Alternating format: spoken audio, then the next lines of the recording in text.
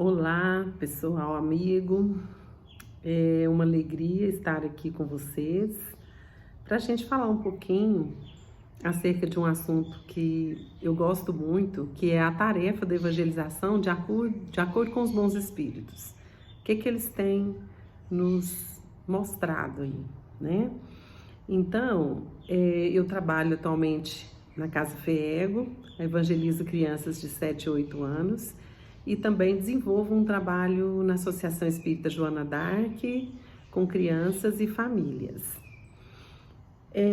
Nós, nessa época atual, estamos vivendo num mundo de transição, né? Então, o nosso mundo mostra toda imperfeição moral que nós ainda precisamos corrigir, né? Então, nós nos deparamos com situações muito difíceis, né?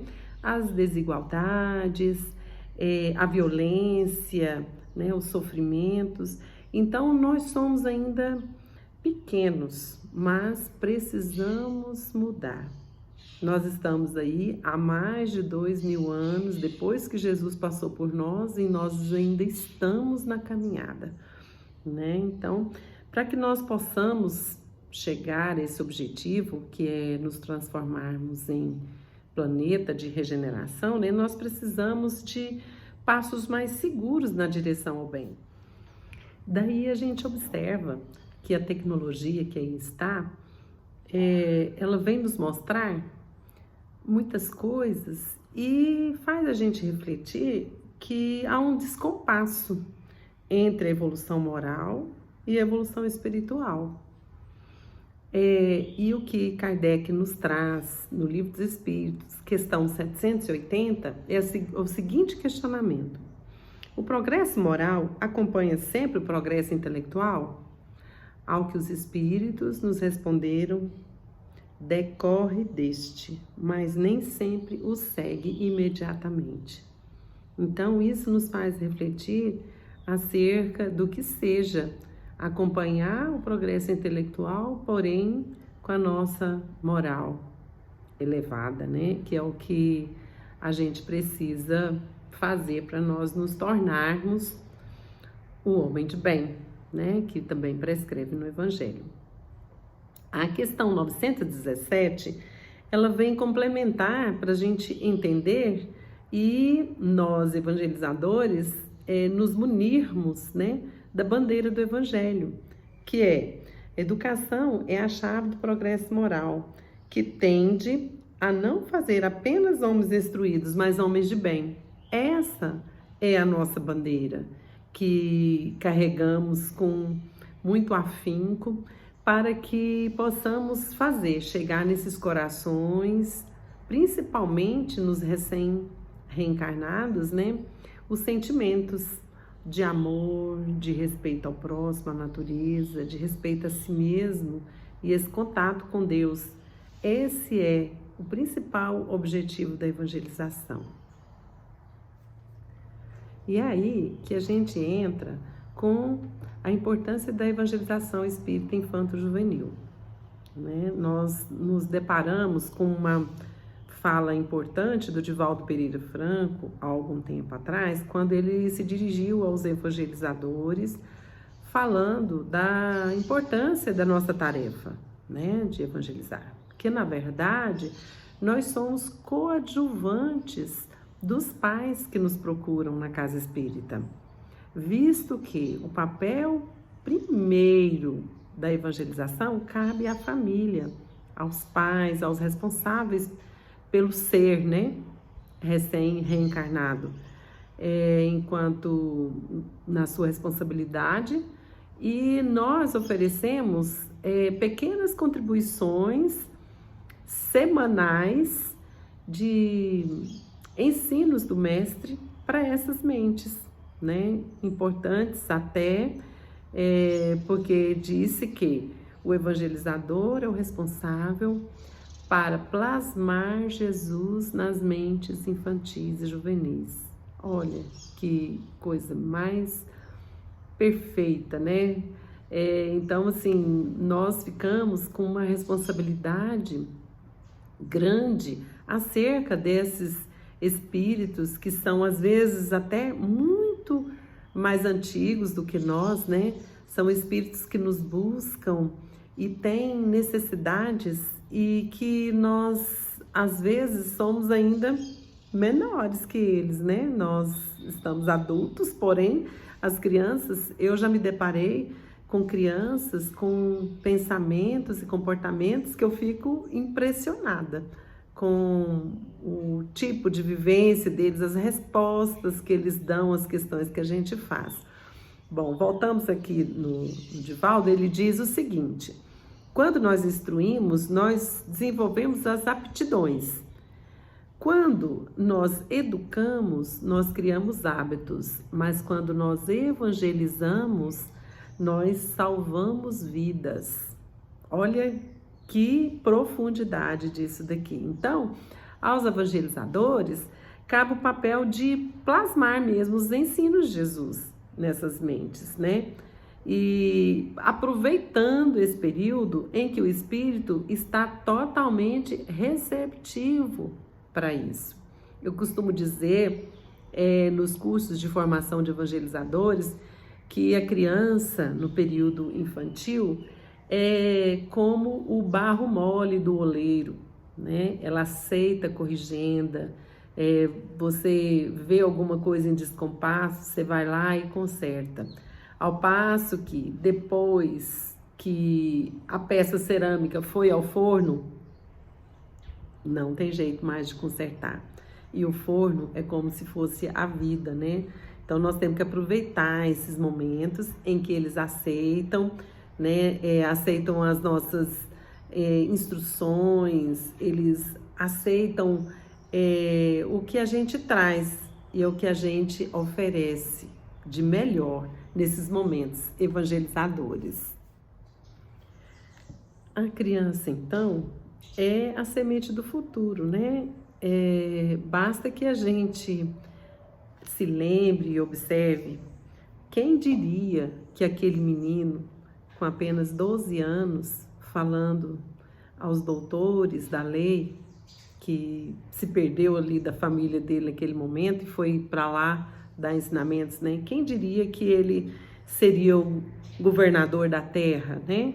Aquele corpinho tão frágil, quem que imaginaria que ele deixaria esse legado de amor que a gente até hoje persegue? Então, a gente tem que observar que a criança de hoje é o cidadão do amanhã, né? E todo qualquer investimento dignifica a criança de agora e prepara ela para o futuro, né? E nós vamos escolher.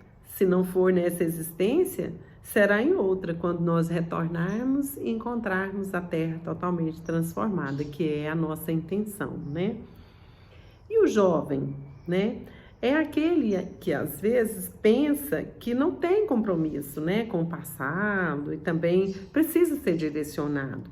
Nós precisamos fazer com que eles observem os seus compromissos assumidos e qual o motivo deles estarem aqui.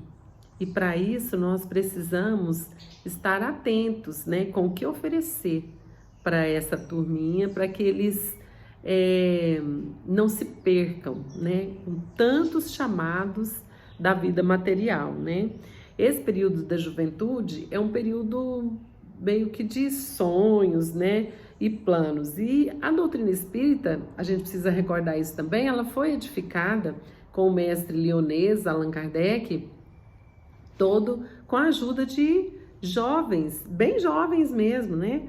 Basta que a gente se lembre das irmãs Fox, né?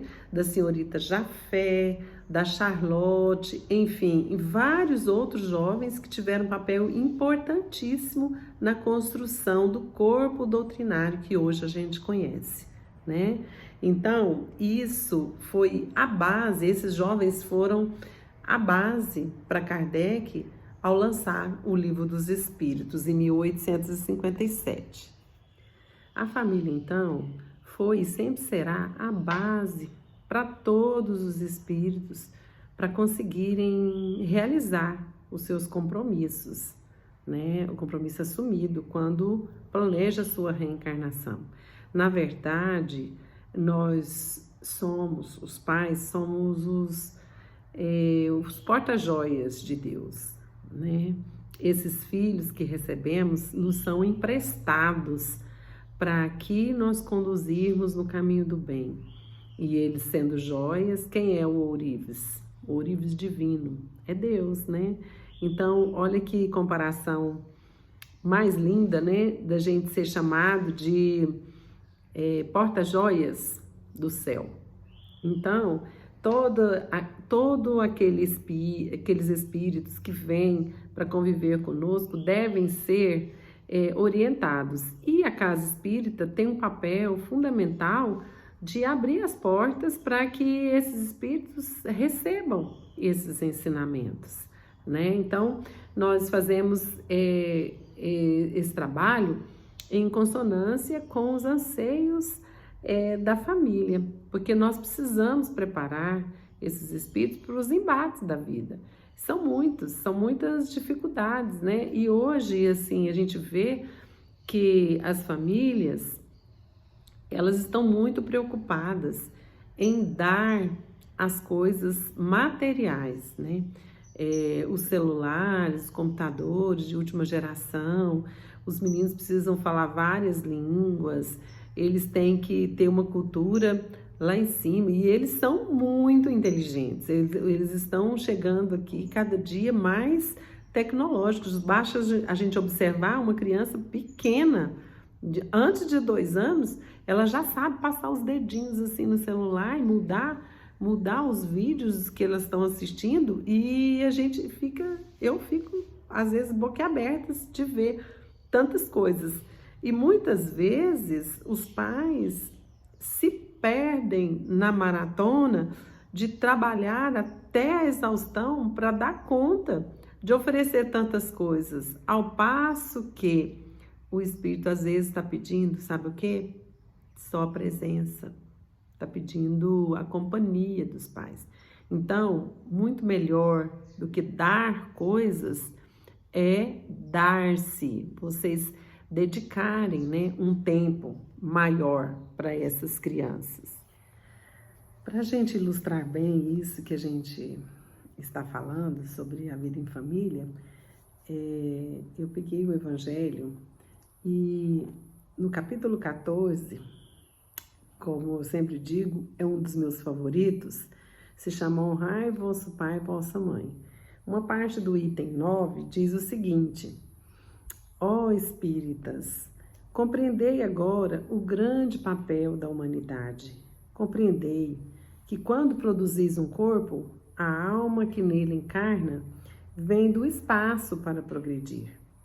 Inteirai-vos dos vossos deveres e ponde todo o vosso amor em aproximar de Deus essa alma. Tal a missão que vos está confiada e cuja recompensa recebereis, se fielmente a cumprirdes. Os vossos cuidados e a educação que lhes darei auxiliarão o seu aperfeiçoamento e o seu bem-estar futuro. Lembrai-vos de que a cada pai e a cada mãe Deus perguntará: que fizeste do filho confiado à vossa guarda? Se por culpa vossa ele se conservou atrasado, tereis como castigo vê-lo entre os espíritos sofredores, quando de vós dependia que fosse ditoso. Então, vós mesmos, assediados de remorsos, pedireis-vos seja concedido reparar a vossa falta. Solicitareis para vós e para ele outra encarnação, em que o cerqueis de melhores cuidados, e em que ele, cheio de reconhecimento, vos retribuirá com o seu amor. Como é importante, né? A missão dos pais encaminhando todos esses espíritos para o caminho do bem, como a gente já havia falado. Então, a doutrina espírita nos esclarece muito acerca da responsabilidade dos pais, né? E eu digo sempre que esse capítulo 14 é o manual do bom pai e da boa mãe, e do bom filho também. Porque ora estamos pais, ora estamos filhos. E eu gosto muito de dizer às crianças em sala, as maiores, né, que já entendem, assim, alguma coisa, que nós vamos receber filhos, que eles vão receber filhos, assim como eles estão sendo e tratando seus pais. Tem uns que arregalam os olhos para mim, assim. Então, por isso, nós temos que conviver bem com os nossos pais e vice-versa, porque hoje nós estamos sendo filhos deles, mas amanhã eles podem vir como os nossos pais e vice-versa, né? Então, a reencarnação, ela nos proporciona isso e esse entendimento. Aí, alguns deles arregalam os olhos mesmo, porque ficam preocupados, né, com a questão do comportamento. Eu falei, olha, e os espíritos que vão ser seus filhos estão observando vocês, ó, há muito tempo. Então, eles vão fazer o mesmo que vocês estão fazendo agora. Então, fiquemos atentos, né, com isso.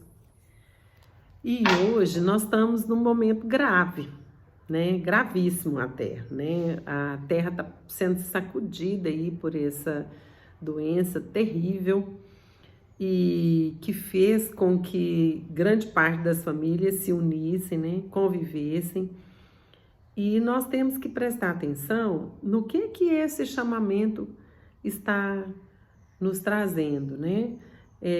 Eu acredito piamente que Deus não deixa que nada nos aconteça que não sirva para o nosso aprendizado e para que a gente mantenha uma vida melhor e plena, né? Então, nós estamos aí no meio de uma pandemia, porém, com a oportunidade de conviver mais e mais com os nossos filhos, né?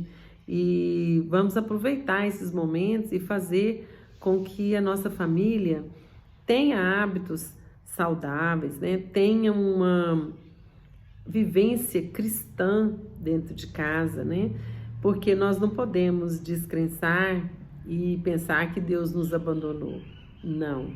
Deus está no comando e Jesus, que é o governador espiritual da Terra, está no leme da nau, né? Que é a grande nosso planeta Terra. Nós temos até uma musiquinha que a gente canta nas aulas de evangelização que se chama Porto Amor, que diz, né? Com Jesus no leme, meu barquinho a navegar, né? Com Jesus no leme, nós não tememos esse mar. Não há tempestade nem vendaval que não vai deixar a gente chegar no Porto Amor. O Porto Amor, no caso, é o conhecimento das leis de Deus, dos ensinos de Jesus e que nós precisamos para a nossa vida, não é? Assim a gente conclui que a doutrina espírita, ela não é salvacionista, ela é eminentemente educativa. Então, o que nós temos que aproveitar disso? Aproveitar que a Casa FEEGO hoje oferece para as crianças e os jovens um ambiente tecnológico com aulas para que supra essa necessidade da nossa falta presencial, né? Então, hoje nós temos vários grupos que estão colocando aulas gravadas na plataforma YouTube, que se chama Casa FEEGO TV. Todos os sábados, às 9 horas, nós dispomos de aulas para os bebês até a sala da família. Nas quintas-feiras, às 20 horas, o grupo Sementinhas de Amor coloca aulas também para atender as crianças que frequentavam a reunião pública de quinta-feira. E no domingo, às 18 horas, estão sendo disponibilizadas aulas para as crianças de 3 a 8 anos do grupo denominado Kardec Kids, que são os evangelizadores que cuidam das crianças que frequenta a reunião pública de domingo, às 18 horas.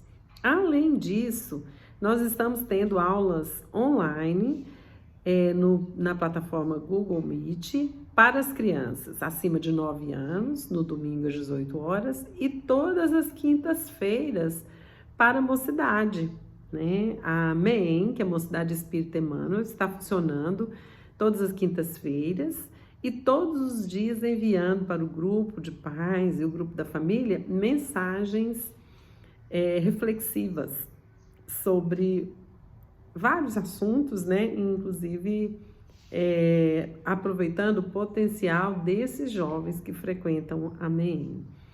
Assim, fica o convite para que vocês conheçam esse trabalho, que é um trabalho que a gente faz com muito amor, muito afinco e que vai sempre despertar, né, na criança e no jovem esse sentimento que a gente quer tanto que eles conheçam, que são os ensinos de Jesus.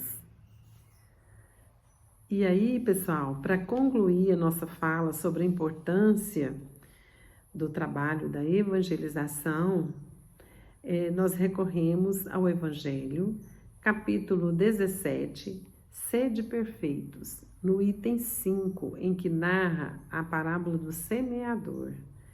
Aquele que semeia saiu a semear, e semeando, uma parte da semente caiu ao longo do caminho, e os pássaros do céu vieram e a comeram. Outra parte caiu em lugares pedregosos, onde não havia muita terra. As sementes logo brotaram, porque carecia de profundidade a terra onde haviam caído. Mas, levantando-se o sol, as queimou, e como não tinham raízes, secaram. Outra parte caiu entre espinheiros, e estes, crescendo, as abafaram. Outra, finalmente, caiu em terra boa e produziu frutos, dando algumas sementes 100 por um, outras 60, outras 30. Ouça a quem tem ouvidos de ouvir. Isso está em Mateus, capítulo 13, versículo 1 a 9. Hoje, o trabalho da evangelização, nós entendemos como o trabalho do semeador. Nós estamos lançando sementes de virtudes, de amor, dos ensinos de Jesus nas mentes das crianças, dos jovens e até mesmo dos adultos, com o afinco de que esses ensinamentos façam nascer, né, no nosso coração, que está bem aqui dentro, né? Basta que a gente deixe que elas se desenvolvam. Então, a semeadura, ela é um trabalho que precisa de dedicação, de afinco, de muito amor. E a gente conta com a parceria da família, pois as crianças e até mesmo os jovens não vão chegar na casa espírita ou não vão ser direcionadas para assistir às aulas, como nós indicamos, sozinhas. Elas precisam de direcionamento, né? Então, nós contamos com a boa vontade de todos os pais responsáveis pelas crianças e jovens que lhes indique o caminho. Nós estamos e continuamos a semear, né? Como Jesus fez, e hoje a gente tenta fazer o trabalho que ele fez, porque ele mesmo disse que nós precisamos dar as mãos a ele. Então, no momento da evangelização, os evangelizadores estão sendo as mãos de Jesus, os olhos de Jesus, os braços de Jesus, o coração de Jesus. Então, nós precisamos contar com vocês. Tá bom? Combinado assim? Então, vamos fechar os nossos olhos nesse momento para encerrarmos a nossa fala, pedindo a Deus que abençoe a todos, abençoe todas as pessoas que são responsáveis por um espírito recém-chegado e que esse espírito possa ser conduzido no caminho do bem. Que Jesus abençoe as famílias, onde quer que estejam, que abençoe a todos os evangelizadores, que eles possam se sentir abraçados por se sentirem confiantes, pois estamos, Senhor Jesus, lado a lado com o Senhor, nas nossas atividades do cotidiano, nas nossas aulas presenciais, nas nossas aulas virtuais, enfim, nós continuamos com o coração ligado ao trabalho que é feito com as crianças, jovens e adultos da nossa Casa FEEGO.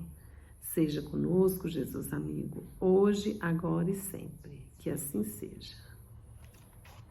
Até mais, pessoal!